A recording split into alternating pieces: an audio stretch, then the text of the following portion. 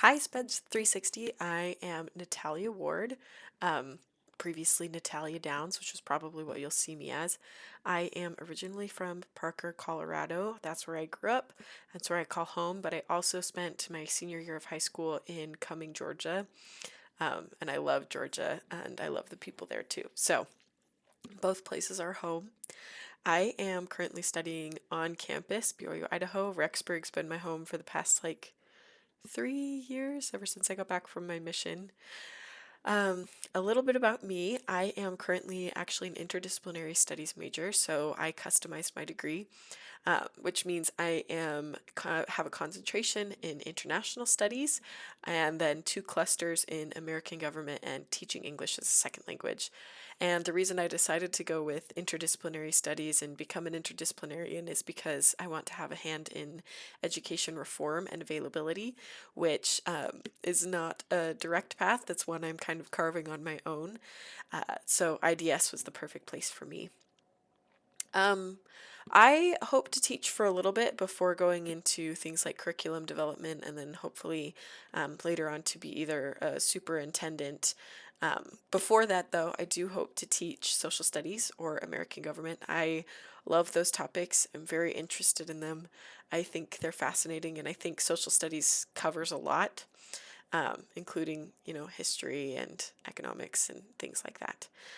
Um, Out of this course, I am very excited to learn about diversity and not only how we can pay special attention to students who are particularly diverse and how to cater education to them, but also how, as teachers, we can um, not only be sensitive to those issues for our students, but also for ourselves. I think that every single student is diverse, and so I think this is relevant regardless of whether you're going into special education or not.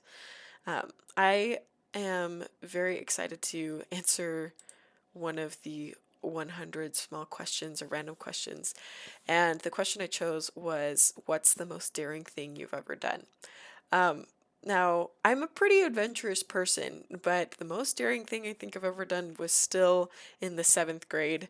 I had a teacher, we'll just call her Mrs. P, and this was seventh grade. It was middle school, which is a tough time for teachers and a tough time for students.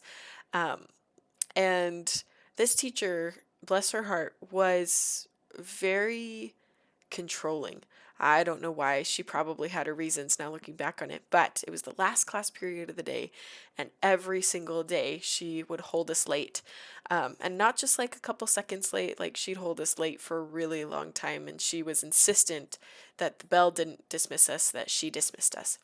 And every day it would get later and later and later. And it got to the point where some of my classmates started to miss the bus, and other classmates were super late to sports practices and then were being penalized because they weren't there on time.